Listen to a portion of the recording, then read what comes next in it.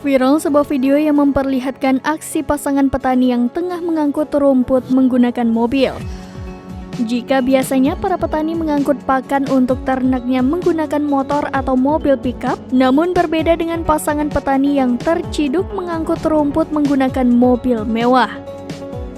Video tersebut diunggah akun Instagram @infowongkaranganyar_iwk pada Selasa 17 Oktober 2023. Terlihat pria dengan kaos biru terang sedang membuka pintu mobil bagian penumpang. Kemudian, pria tersebut langsung menggendong hasil rumputnya dan memasukkannya kembali ke dalam mobil.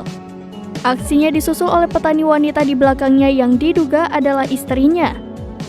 Momen unik tersebut terjadi di Kecamatan Jatiyoso, Karanganyar, Jawa Tengah. Sontak video berdurasi pendek itu langsung ditanggapi oleh warganet. Banyak yang menilai bahwa hal itu lumrah, banyak yang menilai jika hal itu lumrah lantaran fungsi dari mobil untuk mengangkut.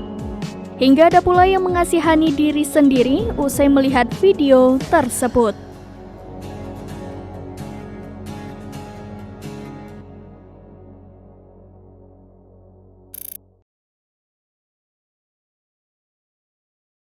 Download Tribun X sekarang, menghadirkan lokal menjadi Indonesia.